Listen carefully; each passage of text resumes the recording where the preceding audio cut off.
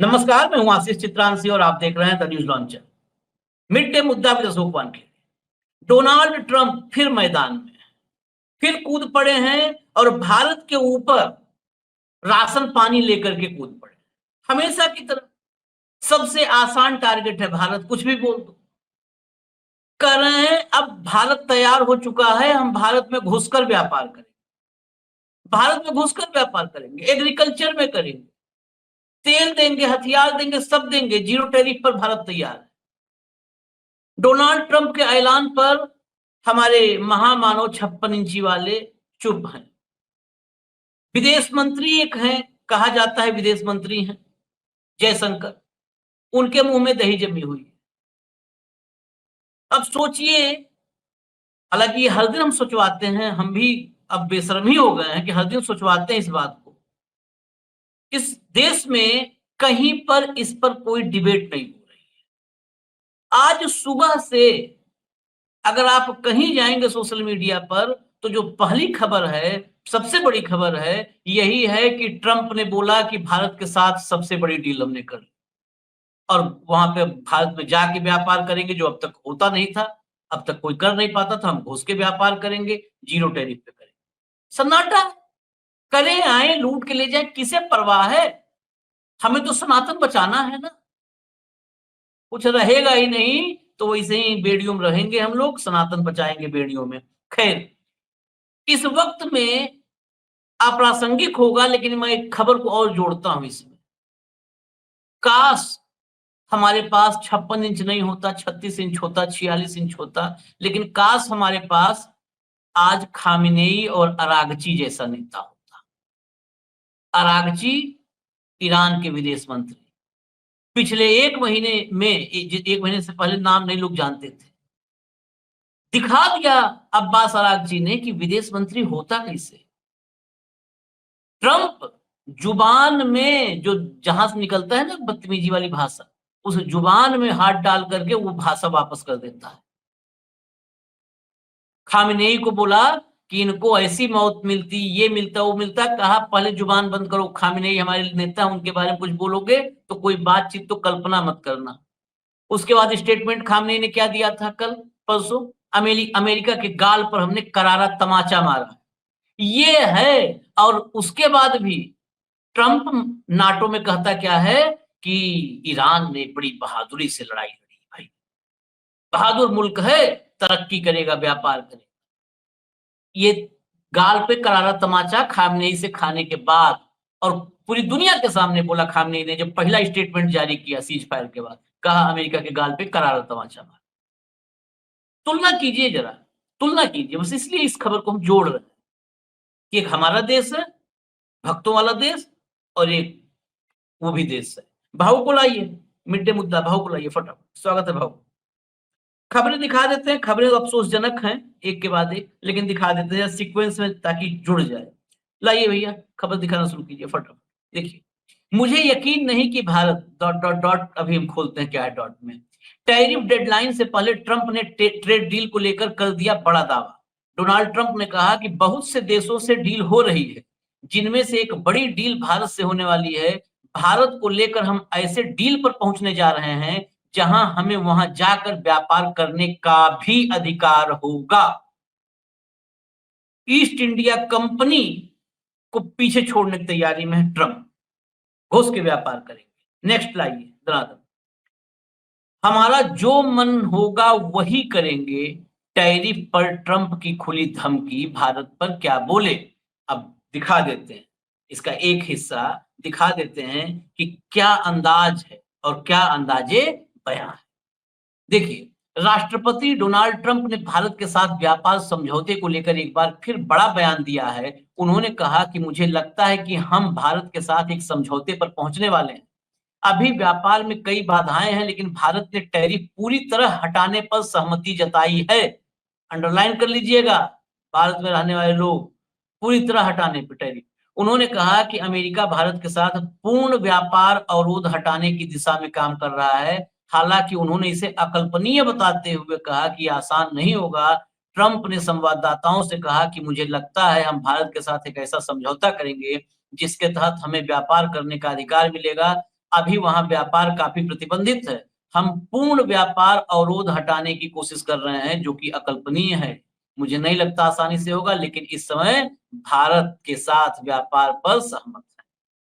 Next लाइए, फटाफट लाइए अगले। अब देखिए उस जिस खबर को मैं जोड़ रहा था, Iran hits back at Trump over remark on Khamenei, says Israel had no choice but to run to daddy. देखिए कैसे उसी अमेरिका को कैसे लोग थप्पड़ मार रहे हैं गाल पे। अगला लाइए फटाफट लाइए अगला। बमबारी के बाद अब जुबानी जंग, खामनेई पर ट्रंप के बयान के बाद ईरान का पलटवार। कहा था बहुत बुरी मौत देता इजराइल को अगर हम नहीं रोकते खामनेई को। उस पर सब कुछ इजराइल को और अमेरिका दोनों को बैंड बजा कर रख दिया है। चलिए नेक्स्ट आइए। मार पड़ी तो डैडी के पास भागे, इजराइल पर ईरान का तंज, डोनाल्ड ट्रंप को भी सुना डाली। देखिए चलिए आगे नेक्स्ट। अब इसको हटा, इसको हम बाद में लाएंगे चर्चा। इसको हटा। ये अभी लाएंगे कि ट्रेड डील में क्या क्या जो राइटर्स की रिपोर्ट है, वो राइटर्स की रिपोर्ट का हिस्सा था जो अभी हम दिखाए थे, जो आ गए वो दिखाएंगे कि क्या चल रहा है हकीकत में। सिर्फ बयानबाजी नहीं है, इसके पीछे भी इसी रास्ते पे हम लोग चल रहे हैं। भाऊ मोदी जी, जयशंकर, ये हम ही व्यापार ट्रंप कर रहा है ना, हमारे यहाँ घुस के करेगा ना। ये लोग कहाँ हैं, किस रैली में कहाँ वोट मांग रहे हैं, राष्ट्रवाद की अलग जगा रहे हैं। मुझे आशीष जी, मुझे ये आशंका थी जो उसने कहा कि जीरो टेरिफ। आपको याद होगा आज से 1.5 महीना पहले एक हमारे यहाँ हमने एक वीडियो किया था कि अमेरिका क्लेम कर रहा है कि भारत जीरो टेरिफ पर एग्री हो गया है। उसके बाद भारत के तरफ से ये बयान आया था कि नहीं, अभी बातचीत चल रही है, ऐसी कोई बात नहीं है। और यदि जीरो टेरिफ यहाँ हो गया तो इसके मायने क्या होंगे आप सोच भी नहीं सकते। इसके मायने होंगे यदि जीरो टेरिफ पे भारत में माल आने लगा तो फिर क्या होगा। ये अमेरिका के साथ ही जीरो टेरिफ नहीं, आपको बाकी देशों के साथ भी जीरो टेरिफ करना पड़ेगा। और यदि आपने नहीं किया तो वाया अमेरिका कई प्रोडक्ट जो है वह भारत में डंप किए जाएंगे। भारत एक डंपिंग ग्राउंड बनेगा। जब भारत डंपिंग ग्राउंड बनेगा तो हमारे यहाँ उद्योग क्यों आएंगे, हमारे यहाँ निवेश क्यों करेगा कोई। हमारे यहाँ निवेश नहीं होगा, हमारे यहाँ बेरोजगारी बढ़ेगी, हमारे उद्योगों का क्या होगा।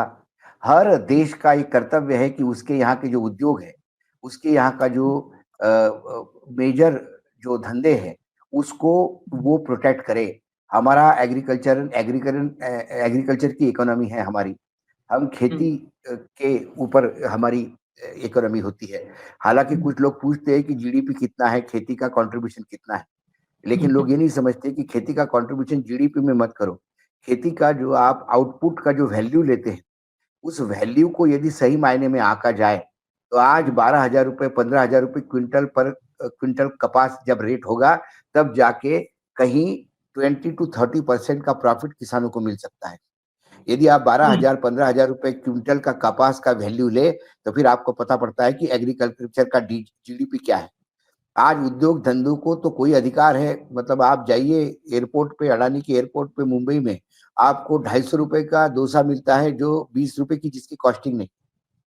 उसका 250 रुपए का वो डोसा बेच सकता है। वहां पानी की बोतल यदि आप किसी रेस्टोरेंट में ले तो 80-85 रुपए की, 65 से 85 रुपए की मिलती है छोटी वाली। वहां कॉस्टिंग क्या है और उसकी कीमत क्या है, इस पे कोई रोक टोक नहीं है। लेकिन किसानों की जो उपज है उसको एमएसपी तय करते समय सरकार इतनी कोताही बरतती है और उसके बाद एमएसपी को गारंटी भी नहीं देती। ये सिर्फ मिनिमम प्राइस बताती है लेकिन सरकार खुद नहीं खरीदती। तो जीडीपी में यदि कृषि का ओरिजिनली यदि सही मायने में कृषि का जो खर्चा है और मेहनत और सब जोड़ के यदि आप उसका मूल्यांकन करें तो इस देश का जीडीपी में एग्रीकल्चर का इनपुट जो है वो 70% होगा, ये दावा है मेरा। लेकिन आप एग्रीकल्चर की कीमतों को इतना नीचे दिखाते हैं और फिर बोलते हैं जीडीपी में क्या कंट्रीब्यूशन। सवाल है कि आज हमारा एग्रीकल्चर हो गया या उद्योग हो। भाव 10 सेकंड क्योंकि आपने चर्चा किया है तो हम चाहते हैं कि दर्शकों को पता हो एकदम आंकड़ा।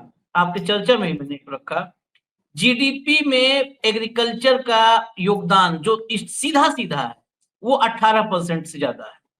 अदर सर्विसेज 15% है। फिनेंशियल इंस्टीट्यूशन, कंप्लीट फिनांस 18% है, ट्रांसपोर्ट 7% है, ट्रेड 17%, जिस ट्रेड की हम बात कर रहे हैं वो 17 है, कंस्ट्रक्शन 8% है, मैन्युफैक्चरिंग मात्र 13% है, माइनिंग 2% है और पावर 2% है, यानी एग्रीकल्चर सबसे ज्यादा है। अब इससे बड़ी बात और एक बात, क्योंकि 18% नहीं, ये 18% जो आप कह रहे हैं, ये 18% मैं 80% मतलब 60, 70, 80 तक क्यों कह रहा था, क्योंकि मैं बता आप दूं जब सर, जब है आंकड़ा भाऊ, एक तथ्य आंकड़ा भी है उस पे कि agriculture provides livelihood support to around 50% of the population, 50% को लाइवलीहुड सपोर्ट,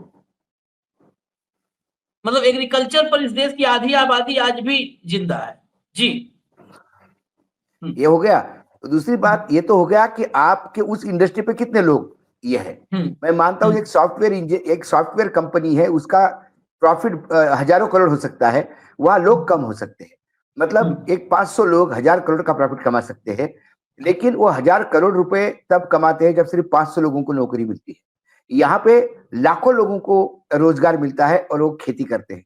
मेरा वो भी नहीं कहना है, मेरा ये कहना है कि कार की कीमतें तय होती है। एक आपने कहा कि कंस्ट्रक्शन इंडस्ट्री का कितना 17% है, करीब करीब आपने बताया था। नहीं, कंस्ट्रक्शन का 8%, 8% है। वो 8% कब है, जब उस फ्लैट की कीमत या रोड का टेंडर ये कमर्शियल रेट में होता है। क्या वो कमर्शियल रेट खेती में लागू होते हैं? जिस दिन वो कमर्शियल रेट खेती में लागू हो जाएंगे, उस दिन आपको मल्टीफोल्ड जीडीपी बढ़ता हुआ दिखाई देगा, कंट्रीब्यूशन। जब पूर्ण रूप से कीमतों पे कंट्रोल है, कीमतें नहीं के बराबर दे रहे हैं, वो घाटे में धंधा कर रहे हैं खेती वाले, तब जाके 18% कंट्रीब्यूशन है। इसको सैल्यूट करना चाहिए। आज मुझे बताइए, यदि उधर का सोयाबीन आता है, मैं सोयाबीन, क्योंकि आजकल सोयाबीन बहुत कैश क्रॉप हो गया है, कई जगह सोयाबीन ने रिप्लेस किया है, महाराष्ट्र से लेकर मध्य प्रदेश से लेकर कर्नाटक तक। सोयाबीन की क्या स्थिति है? अभी मैं सोयाबीन पे सिर्फ आप 2 मिनट बोलूंगा, मुझे 1 मिनट, 2 मिनट बहुत ज्यादा हो जाते हैं, 1 मिनट बोलूंगा। अभी बीच में सोयाबीन के रेट जो अच्छे खासे चल रहे थे, 8,000 9,000 रुपए तक मतलब पहुंच गए थे, एकदम नीचे आ गए रेट सोयाबीन के। तो जब मैंने पूछा सोयाबीन के रेट क्यों आ गए, तो पता पड़ा कि सोयाबीन का तेल बाहर से आता है, और वो आपको पता है अडानी जी की कंपनी भी तेल बेचती है ना, अडानी जी की भी एक कंपनी है जो खाने का तेल बेचती है सोयाबीन का। तो उन्होंने कहा कि ये जो तेल आता है वो तेल इतना सस्ता होता है। तो फिर मैंने एक नॉर्मल जो सवाल होता है, जो दर्शकों को बीच में भी होगा, तो जब हमारे देश में सोयाबीन बनता है तो हम उसका भी तेल निकालें, भैया भैया हमारा भी तेल, हम सोयाबीन का तेल दे, तो फिर बाहर का तेल के कैसा, बाहर का तेल सस्ता पड़ेगा? तो उसमें कैच है आशीष, कैच ये है कि हमारे यहाँ जो सोयाबीन है, वो सोयाबीन ऑर्डिनरी सोयाबीन है, बीटी सोयाबीन नहीं। ठीक है, बीटी सोयाबीन हमारे देश में अलाउड नहीं है, जबकि जो तेल इंपोर्ट हो रहा है वो बीटी सोयाबीन का है। इसका सीधा उदाहरण है कि मेरे यहाँ 1 एकड़ में यदि 5 क्विंटल सोयाबीन उगता है, तो जहां बीटी सोयाबीन लगाते हैं वो 25 क्विंटल उगाता है। तो 5 क्विंटल से जितना तेल निकलेगा, खर्चा उतना ही है, उतने ही खर्चे में 25 क्विंटल का तेल कितना निकलेगा, तो फिर वो तेल तो सस्ता होगा। वो तो 5 गुना सस्ता तेल होगा, जब 5 गुना उसकी उत्पादन ज्यादा है। तो जब 5 गुना सस्ता तेल होगा, तो बीटी का तेल चल जाता है हमारे यहाँ, बीटी सोयाबीन नहीं चल जाता। तो मेरा किसान कहाँ कॉम्पीट करेगा सोयाबीन से, मुझे बताओ, कहाँ कॉम्पीट करेगा? और सरकार मूर्ख बनाती है देश को ये बोल के कि हमने तो सोयाबीन वालों को प्रोटेक्ट किया, हम सोयाबीन थोड़ी इंपोर्ट कर रहे हैं, हम तो तेल इंपोर्ट कर रहे हैं। लेकिन तेल इंपोर्ट करके आप मार रहे हो हमको, बीटी का तेल इंपोर्ट कर रहे हो। तो इसके चलते ऐसे विभिन्न इतने जटिल चीजें हैं, मैं बता रहा हूं तुम्हें। जब किसी एक चीज में मैंने ये सोयाबीन मैं बहुत इस पर स्टडी किया, फिर मैंने सोयाबीन, एक तो क्या हुआ, जब इंदौर में मैं पत्रकारिता कर रहा था, तब सोयाबीन का जन्म हुआ। मतलब सोयाबीन भारत में शुरुआत हुई और मध्य प्रदेश में शुरुआत हुई। सोयाबीन प्रोसेसर्स एसोसिएशन, इस संघ की स्थापना मेरे आंखों के सामने हुई, अमेरिकन सोयाबीन एसोसिएशन की जैसी। तो soybean versus Indian oil seed का बहुत बड़ा झगड़ा चल रहा था। सोयाबीन में मात्र 18% तेल निकलता है, और हमारे यहाँ जो सरसों है उसमें 58% तेल निकलता है। तो हमको सरसों की खेती करना ज्यादा इजी है, या सोयाबीन हमको क्या देगा? लेकिन फिर अमेरिकन लॉबी ने काम किया, सोयाबीन हो गया, सोयाबीन की खली बिकी, पहले एक्सपोर्ट होती थी, अब वो भी बंद हो गया। फिर एनिमल फीड में जाने लगा, फिर प्रोटीन्स में जाने लगा, सोयाबीन खाने में आने लगा, सोयाबीन का दूध, सोयाबीन का दही, ये बहुत सारे पदार्थ निकलने लगे। लेकिन कुल मिला के एक बात करते, यदि ये मार्केट खुल गया और अमेरिकी का सोयाबीन यदि भारत में आ गया, तो भारत में सोयाबीन उगाएगा कौन? अमेरिका का व्हीट यदि मार्केट में आ गया, तो फिर भारत में व्हीट कौन उगाएगा? अमेरिका का चावल यदि भारत में आ गया, तो फिर भारत का चावल, बासमती चावल छोड़ के, बासमती चावल कितना लोग खाते हैं आशीष? आप और हम भी बासमती चावल, कोई त्योहार व्यवहार होगा तो, या कोई चीज बनानी हो तो एक आध बार जिसमें बासमती चाहिए वो खाते हैं, नहीं तो हम तो रोज बासमती खाने वाले लोग नहीं, क्योंकि हमारी भी औकात नहीं कि रोज बासमती खाएं। तो ये कितने लोग खाते हैं जो कहेंगे कि नहीं नहीं हमारा बासमती उसके आगे नहीं होता। अल्फांसो मैंगो, अल्फांसो मैंगो, अरे किसको मिलता है अल्फांसो मैंगो भाई? जो ओरिजिनल रायगढ़ का अल्फांसो मैंगो सब एक्सपोर्ट होता है भारत में, तो ये सब नकली अल्फांसो बिकते हैं। तो कुल मिलाकर यदि ये देखा जाए, यदि अमेरिका के लिए हमने जीरो टैरिफ पे मार्केट खोल दिया, तो भारत में उद्योग का पहिया बंद हो जाएगा। हाँ, ये अब कुछ लोग कहेंगे कैसा बंद हो जाएगा? अमेरिका में लेबर बहुत महंगा है भाई। अडानी सेठ जैसे बहुत लोग हैं ना, कि माल इंडोनेशिया का, बिलिंग सिंगापुर का, शिपिंग हांगकांग से, तो ये सारा बिलिंग फिर अमेरिका से होना शुरू हो जाएगा। जब अमेरिका से बिलिंग हो जाएगा, तो माल अमेरिका का कह के आ जाएगा। कहां फिर रुकोगे आप? भारत में निवेश क्यों कोई करेगा? क्यों करेगा? एक करप्ट क्यों सिस्टम में करेगा? क्यों करेगा? हाँ, मुझे बताइए ना, क्यों करेगा? तो कुल मिलाकर वो जो सोच रहा था, उसने ये खुद कहा कि ये अकल्पनीय है, लेकिन करवा दूंगा। उसे भी डर लग रहा था कि कहीं भारत यदि मना कर दे तो हम अड़ क्या जाए। करें? हाँ, अड़ जाए तो क्या होगा? भारत हमसे आयात करना बंद कर देगा। भारत अमेरिका से ऐसा क्या आयात करता है जो बाकी दुनिया से नहीं मिल सकता? अमेरिका ऐसा कोई चीज नहीं बनाता जो बस सिर्फ अमेरिका ही बनाता है और भारत की मजबूरी है। चीन भारत की मजबूरी हो सकता है, अमेरिका कभी भारत की मजबूरी नहीं हुआ।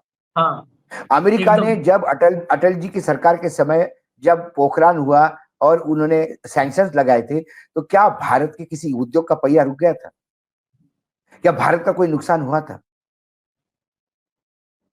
ना अमेरिका की हमको युद्ध सामग्री चाहिए, ना प्लेन चाहिए, हमें कुछ नहीं चाहिए। हमारा ब्रह्मोस काफी है जो रशिया के साथ बना के मिला के बनाया हमने।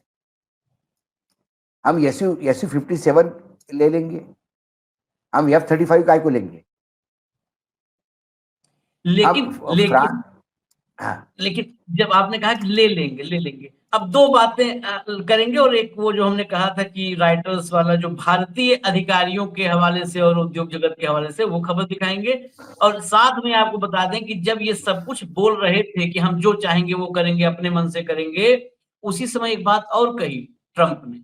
यह भी, इसमें भी भारत के लिए एक संदेश है।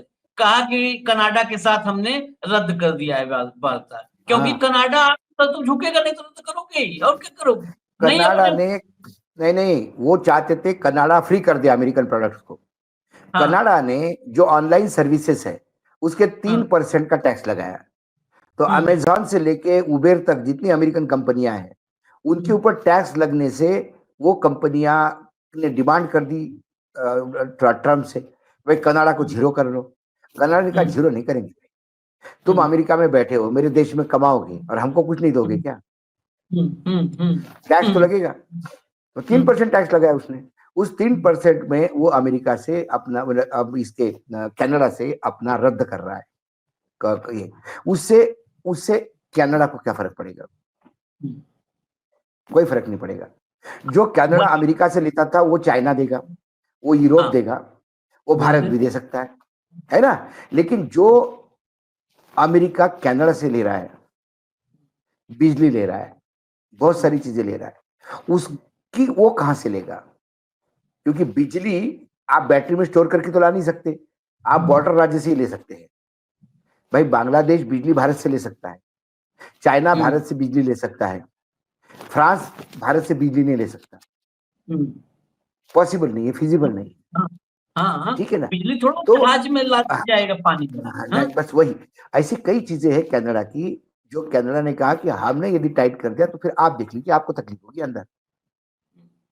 खनिज खनिज संपदा कनाडा पे बहुत डिपेंड है अमेरिका। लेकिन हम आगे जो कह रहे थे, जब हम भारत पे फिर आते हैं, कनाडा तो रेफरेंस में था। अभी मेरे सामने एक और इंफॉर्मेशन है। पिछले 4 महीनों में भारत ने, ये ट्रेड डील के बीच में ये इंफॉर्मेशन जोड़िए, दर्शकों से मैं कह रहा हूं, ये भारत ने अमेरिका से तेल का जमकर आयात किया है पिछले 4 महीनों में। ये मामूली वृद्धि नहीं है, 270% की वृद्धि है। पिछले 4 महीने में 270%, यानी करीब करीब 3 गुना कर दिया, 3 गुना है। आपको याद होगा, मोदी जब भागे भागे ट्रंप से मिलने गए थे, ट्रंप ने उनकी सम्मानपूर्वक बेइज्जती भी की थी, तो ये भी कहा था कि भारत हमसे तेल भी खरीदे, और मोदी जी ने 3 गुना पिछले 4 महीने में कर दिया। हालांकि अभी ये आंकड़े नहीं आए हैं कि रूस के मुकाबले अमेरिका से जो तेल ले रहा है भारत, उसकी कॉस्टिंग क्या है, ये पब्लिक डोमेन में नहीं आया है, नहीं, क्योंकि इंफॉर्मेशन आशीष, पर अब भारत आशीष, में अंकुश है। आशीष, आशीष, हम्म, क्रूड की जो कीमत है वो बेचने वाले की दुकान पे होती हम्म, है, हमको माल वहां से लाना पड़ता है। हाँ, जब आप लाओगे माल, तो अमेरिका से भारत तक टैंकर का जो किराया है, जो इंश्योरेंस है, वो यकीनन कई गुना ज्यादा होगा जो खाड़ी के देशों से आता था या रशिया से आता था। लॉजिस्टिक भी मैटर करता है। हम्म, आप दिल्ली में हैं, ठीक है, बस्ती में आपके घर में आम लगे हुए हैं, हम्म, वो फ्री के है हम्म, आपको, हाँ, बेकार से। लेकिन आप कहेंगे कि मैं दिल्ली में आम खरीदता ही नहीं, मैं गाड़ी भेज के बस्ती से मंगा लेता हूं, तो एक आम आपको 500 रुपए का पड़ेगा।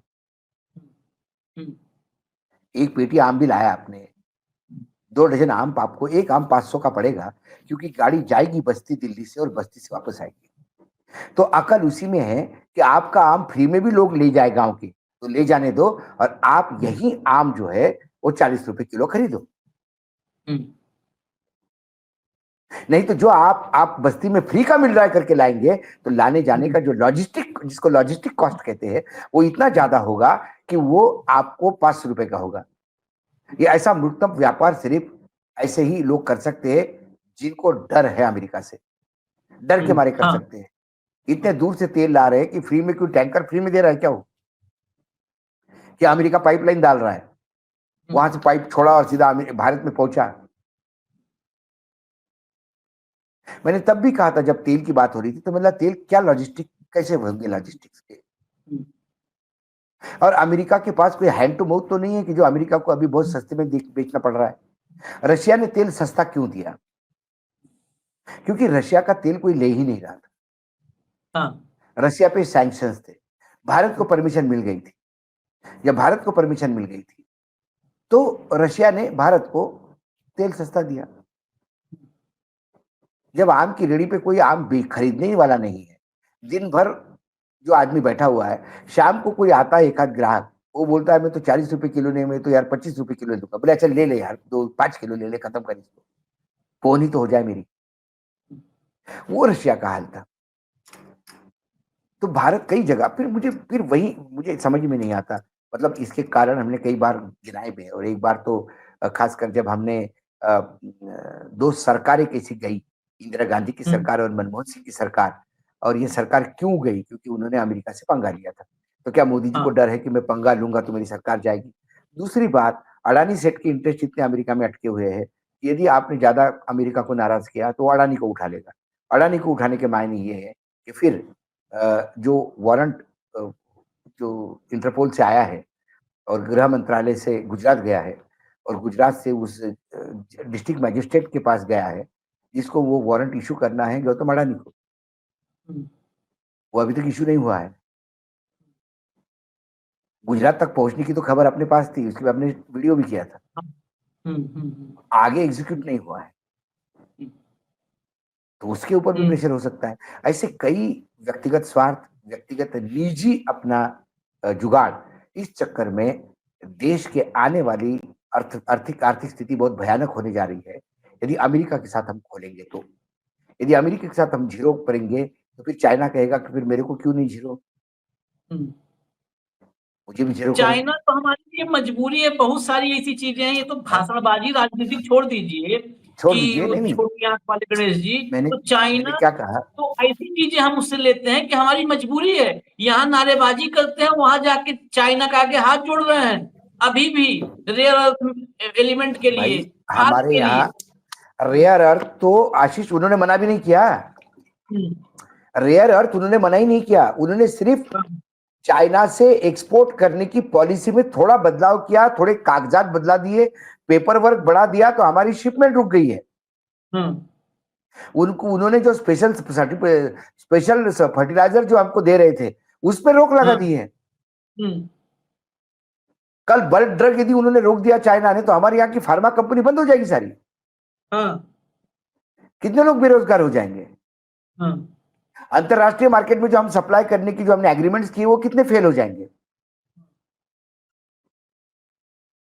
क्योंकि हमारे यहाँ जैसा राम माधव कहते हैं, हमारे यहाँ सिर्फ दिखावा है, R&D के नाम से जीरो है। प्राइवेट सेक्टर छोड़िए, गवर्नमेंट की जितनी गवर्नमेंट की कंपनी, नवरत्न कंपनी है, उसमें R&D पे कितना खर्चा करती जरा पूछिएगा, 1% 2% भी नहीं है। तो इनोवेशन कहां से लाएंगे, इमिटेशन होगा। भारत दुनिया के उन देशों में है जहां पर रिसर्च एंड डेवलपमेंट पर बजट ही, सरकारी बजट शून्य के करीब है, वो न के बराबर है, वो ऊंट के मुंह में जीरा भी नहीं कहा जा सकता उसको। लेकिन हम जो कह रहे थे राइटर्स वाला, जरा दिखाइए जो हिस्सा है थोड़ा सा, ये बड़ा इंपॉर्टेंट है कि डील चल कैसे रही है, ये इस छोटे से ही पोर्शन में डील चल क्या रही है और कैसे चल रही है, बहुत कुछ समझ में आएगा। देखिए, स्टील और ऑटो पार्ट्स पर मौजूदा अमेरिकी टैरिफ में रियायत की भी चर्चा कर रहा है, स्टील और ऑटो पार्ट्स। लेकिन 3 भारतीय सरकारी अधिकारियों ने राइटर्स को बताया, 3 भारतीय सरकारी अधिकारी, कि अमेरिकी वार्ताकार अभी तक मांगों पर सहमत नहीं हुए हैं। सूत्रों ने राइटर्स को बताया कि भारत ने बादाम, पिस्ता, अखरोट पर टैरिफ में कटौती की पेशकश की है। भारत इस सब के लिए तैयार है, बादाम, पिस्ता, अखरोट खत्म कर दो किसानों को, कश्मीर तो और ही तबाह कर दो, और ऊर्जा, ऑटो और रक्षा जैसे क्षेत्रों में अमेरिकी आयातों को तरजीह सुविधा देने को तैयार है। इतना सब तैयार है, ये भारत के अधिकारी राइटर्स को बताए हैं। अभी आगे ये इससे, ये फिर लाओ स्क्रीन पे भैया उसको, ये भाव इसमें क्या है कि भारत के अधिकारियों ने कहा है कि ऊर्जा में, ऑटो में और रक्षा में, यानी आप ऊर्जा मतलब जो है न्यूक्लियर रिएक्टर्स का जो होगा, ऑटोमोबाइल और डिफेंस, और तेल तो ले, हाँ ऊर्जा में तेल भी आ गया, तेल, डिफेंस, ऑटो, जो जो ट्रंप ने बैठा मोदी को अपने सामने कहा था, उस सब में अमेरिकी आयात को तरजीह सुविधा देने को लिए तैयार है भारत। बादाम, पिस्ता, अखरोट पर टैरिफ कटौती के लिए तैयार है भारत। लेकिन अभी भी अमेरिकी अधिकारी नहीं मान रहे। अब हटाइए इसको, हटा दीजिए, हटा अमेरिका दीजिए, अधिकारी क्यों नहीं मान रहे, अभी क्योंकि भी नहीं मान रहे। अमेरिका में जो भारत के स्पेयर पार्ट्स जाते हैं, अमेरिका में जो स्टील इंपोर्ट होता है, अमेरिका जो इंपोर्ट करती है भारत से, उस पे अभी 25% है। उसको ये कम करने की बात कर रहे हैं, तो वो अपना टेरिफ कम करने की कीमत नहीं मांग रहे, वो हमको 0% मांग रहे हैं। मैं बता रहा हूं आपको आशीष, आप और हम यही हैं, आप और हम प्रोग्राम करेंगे जब फाइनल एग्रीमेंट होगा, ये 0 टेरिफ पे ही लेके मनवाएगा ट्रंप, क्योंकि ट्रंप जीतती है, धमकाता है, और ट्रंप के सिर्फ आंखें बड़ी करने से ये डरते हैं, धमकाने की तो बात ही छोड़ो, धमकाने की तो बात ही छोड़ो। तो कुल मिला के ये पूरा टोटल सरेंडर है। और मैंने तो तभी कहा था कि जिस दिन पहली बार मिलके आए थे, तो जब उन्होंने कहा था कि रक्षा, ऑटो और ऊर्जा, मतलब अमेरिकन गाड़ियां यहाँ पे बिना टैरिफ के आएगी, बिना टैक्स के आएगी। मेरे यहाँ की जो गाड़ियों का हब है, मेरे यहाँ कोरियन कंपनियों ने गाड़ियों की फैक्ट्री लगाई है, जापानीज कंपनियों ने गाड़ी की फैक्ट्री लगाई है, जर्मन कंपनियों ने, यूरोपियन कंपनियों ने, हमारे यहाँ मर्सिडीज से लेके सबने फैक्ट्रीज लगाई है। वो कहाँ जाएंगे, वो बंद कर देंगे, क्योंकि अमेरिका गाड़ियां जब आने लगेगी और सस्ती आने लगेगी तो फिर क्या करेंगे, मार्केट टूट जाएगा, मार्केट फ्लड हो जाएगा। इस एक बात और, देखिए मोदी जी की सब आंकड़ों पे खतरे कहीं चर्चे नहीं है। 115% टैरिफ था टेस्ला पे, हाँ 115% अमेरिका। उसको एग्रीमेंट, इस पर भी कार्यक्रम हमने किया था। एक एग्रीमेंट हुआ कि टेस्ला भारत में इतना इन्वेस्ट करेगी, टेक्नोलॉजी लाएगी, 3 साल में इतने परसेंट टेक्नोलॉजी लाएगी, 6 साल में इतने परसेंट लाएगी, और इतने टर्म कंडीशन के साथ उस टैरिफ को ला करके 110% टैरिफ को ला करके 15% कर दिया। 15% कि ये होगा, भारत में बहुत बड़ा निवेश करेगी टेस्ला, मस्क करेंगे और यहीं पर बनेगी। अंतिम रिजल्ट क्या आया? टैरिफ तो 110 से 15% आ गया। 110 से 15 मतलब वो शून्य के बराबर हो। और अब टेस्ला ने ऑफिशियली, मस्क ने कहा कि हम कुछ भी नहीं वहां पे लगाने जा रहे हैं, प्रोडक्शन वगैरह। 2 शोरूम खोलेंगे, उसी में बेचेंगे। सीधी सी बात। बस 2 शोरूम। अच्छा, शोरूम जब बस। शर्तें थी भाऊ, शर्तों में देखिए, शर्तों में चंद्रचूड़ टाइप शर्तें बनी थी, जहां पर एक जगह पर स्टार पे था सब कुछ, कि ये सब हम कम कर रहे हैं, आप ये सब करेंगे तब तो अनलिमिटेड करिए, लेकिन 8,000 यूनिट तक, 8,000 यूनिट शायद था, 8,000 या 12,000 यूनिट आप बेच सकते हैं। अब ये टैरिफ तो 8 से 12,000 यूनिट तो एक साल में बहुत है टेस्ला के लिए ना भारत में। 12,000 यूनिट बहुत है। तो शोरूम खोल के देखना तो, बेचिएगा, आपका टर्म कंडीशन में दे दिया रास्ता, खत्म। अभी अभी टेस्ला का माल जब बिकने लगेगा, हम्म जब 12,000 यूनिट उनके 2 महीने में खत्म हो जाएंगे, तो वो हम्म 1 लाख यूनिट करेंगे इसको। और हम्म यही करेंगे, हम्म यही हम्म करेंगे। इनकी औकात नहीं कि टेस्ला को ये बताए कि हो गया ना भाई, शोरूम ही खोल रहा है ना, 115 लगेगा, 15 नहीं, 115 लगेगा। फैक्ट्री लगा, लोगों को रोजगार दे, पैसा ला भारत में, तब 15 करेंगे।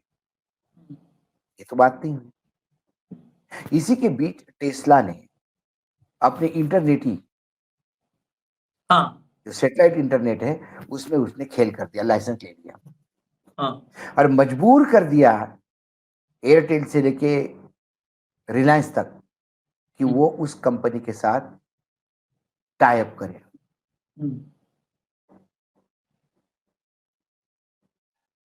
ये होती है अपने देश को आगे बढ़ाने की ताकत।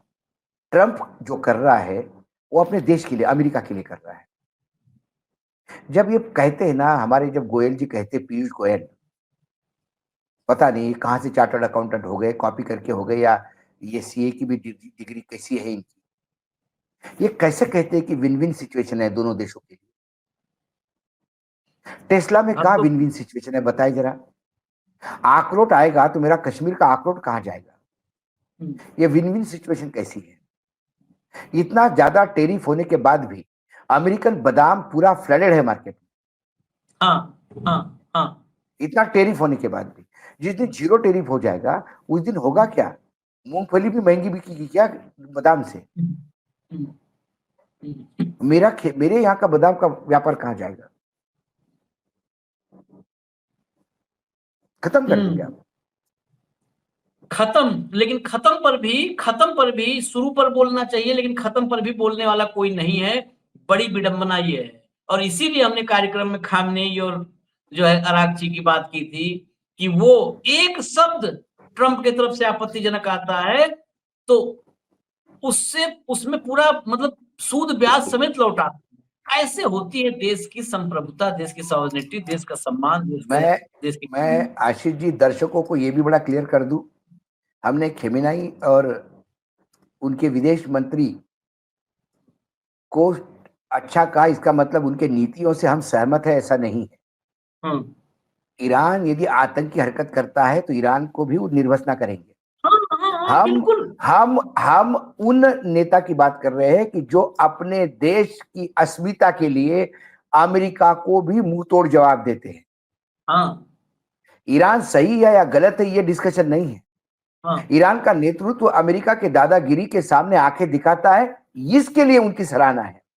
हाँ वो अपेक्षा हमारी इंदिरा गांधी जैसी मोदी जी से भी थी। हाँ वो अपेक्षा मनमोहन सिंह की थी, जो उन्होंने करके दिखाई, चाहे उनकी सरकार चली जाए। लेकिन सरकार है, लेकिन मनमोहन सिंह ने क्या नहीं क्या समझौता किया, नहीं। नहीं समझौता किया? और मनमोहन सिंह ने जब एटॉमिक एग्रीमेंट किया तो सारा देश कह रहा था कि वो सीआईए का एजेंट है और अमेरिका की गोद में बैठा है। मनमोहन सिंह ने बोलते नहीं थे, मनमोहन सिंह अपने कृति से दिखाते थे। एक होता है सिर्फ बोलता है, एक होता है करके दिखाता है। मनमोहन सिंह ने करके दिखाया। वो लोग बोल रहे थे सीआईए एजेंट, जो उसी गोद में बैठ के बोल रहे थे, उसी गोद में बैठ के बताया था सीआईए एजेंट। तो कुल मिलाकर आने वाला समय, मैं फिर कह रहा हूं कि अमेरिका का टैरिफ वॉर भारत के लिए बहुत जबरदस्त पड़ेगा, क्योंकि यदि भारत ने अमेरिका को 0% पे माल दम करने का अधिकार दिया तो विश्व के सभी देश भारत से वो अधिकार मांगेंगे। और चाइना ने वो अधिकार मांगा तो भारत क्या करेगा?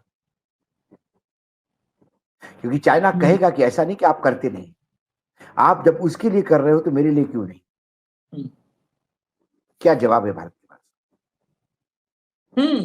और चाइना के सामने तो वैसे भी अगर चाइना ब्लैकमेलिंग पे आता तो सोचिए, चाइना के सामने आज भी भारत को रेयर अर्थ एलिमेंट और खाद दोनों के कई लिए खाद है, कई चीजों पे, बल्क ड्रग्स है, फार्मास्यूटिकल के बल्क ड्रग्स है, बहुत सारी चीजें। चलिए खैर देखते हैं, इंतजार करिए, इंतजार के अलावा कुछ नहीं कर सकते, क्योंकि हमारे और भाव के चर्चा से तो ट्रंप को फर्क नहीं पड़ने वाला है। जयशंकर और मोदी ही जब करेंगे कुछ बार्गेनिंग तभी वहां पे फर्क पड़ेगा, करेंगे नहीं करेंगे इंतजार। फर्क उनको भी नहीं पड़ रहा है। हम इस बात का दावा नहीं करते कि हमारे बोलने से ट्रंप इसको मोदी जी को और जयशंकर को फर्क पड़ेगा। हम सिर्फ जनता के सामने सच्चाई लाने का प्रयास करते हैं। जो चीजें छुपी हुई है, जो खबरें दबाई जा रही है, उस खबरों को आपके साथ सामने लाने का और विश्लेषित करने का एक ईमानदार प्रयास है। कम से कम एक जन जागरण है, देश को बचाने के लिए एक लड़ाई है, जिसमें हमारा एक बहुत ही छोटा योगदान इस रूप में कि जो खबरें सच्ची है वो आपके सामने लाना, जो वास्तविकता है कितनी भी कड़वी हो वो आपके सामने परोसना। यही एक प्रण लेके हम चल रहे हैं। और फिर इसी प्रण को जिंदा रखने के लिए हमें पता है सच्चाई की कीमत बहुत बहुत ज्यादा चुकानी पड़ती है, और ये हम नहीं चुका रहे। जब से विश्व है, मतलब भगवान श्री कृष्ण से लेके आज तक सच्चाई की कीमत ही चुकाई है लोगों ने। हो सकता है वो हम पे भी समय आए। ऐसे समय हम हमारा प्रण नहीं छोड़ेंगे, खबरें लाना और संवाद स्थापित करने की कोई नई विधा ढूंढेंगे। लेकिन उसके लिए यदि बीच में समय लगता है तो उस छोटे समय के लिए सस्टेन करने के लिए हमें कुछ मदद चाहिए होगी। और वो मदद आज हम इसलिए मांग रहे हैं क्योंकि आज हम इस प्लेटफॉर्म पे है, कल ये प्लेटफॉर्म नहीं रहेगा तो मदद लायक भी नहीं होंगे। आपकी दी हुई मदद रोजमर्रा के खर्चे में उपयोग में नहीं आ रही। आपकी दी हुई मदद हमारे यहाँ एक रिजर्व करके हमने रखा हुआ है। भगवान न करे, एक बात और मैं आशीष जी के परमिशन से बोल रहा हूँ आपको, भगवान न करे ऐसे ही चलता रहे और कभी हम पे ऐसा समय नहीं आए तो आपकी राशि का सदुपयोग किया जाएगा, समाज के काम के लिए लगाया जाएगा, ना कि हम व्यक्तिगत रूप में उसका कोई उपयोग करेंगे। हमारे यहाँ जो राशि आ रही है स्कैनर के थ्रू, डोनेशन के थ्रू, उसको अलग ही मेंटेन किया जा रहा है। इतने विश्वास के साथ हम बताते हैं। मैं बता भी दूं अभी आखिर में, अभी तक भी जो भी आया है उसमें हमने एक एजेंसी जैसे, जिससे आपको बहुत सारी चीजें होती है कि हम कहते हैं ना कि हम दिखा नहीं सकते आपको विजुअल या बाइट, तो हम एक जगह पर वो भी बातचीत कर रहे हैं कि कुछ में ही जो हमारी क्षमता में है उतने अमाउंट में आप तक विजुअल बाइट भी हम ला पाए, उनसे हम परमिशन लेकर के उनको उसका पैसा देंगे कि भाई हम विजुअल बाइट अपने दर्शकों तक ले जाएं। उसके लिए भी करने की कोशिश है, हो सकता है 2-4 दिन में हो जाए तो आपको दिखने भी लगेगा स्क्रीन पर। तो ऐसी चीजें हैं कि जहां पर और मैं फिर आशीष के परमिशन से, हो सकता है कि यदि ये राशि बची रहे, कोई हम पे परेशानी नहीं आए, ऐसा ही संवाद चलता रहे, तो आपकी राशि से बस्ती में गरीब बच्चों के लिए एक स्कूल खुलेगा। हाँ, ये मैं अब वो तो पुराना सपना है, उस सपने में तो काम करना ही है कि स्कूल, हाँ, बच्चों के लिए तो वही उसमें भी मदद होगी, ये मेरा मानना है। हम लोग अपनी भी बातें करने लगते हैं आपसे, और कई लोग कहते हैं कि आप लोग टाइम ज्यादा ले लिए। इजाजत दीजिए हमें, आप अपना प्यार सहयोग जो भी है जैसे भी है वो करते रहिए। धन्यवाद भाऊ, बहुत बहुत धन्यवाद। अभी आते हैं अगले कार्यक्रम में आप तक। नमस्कार।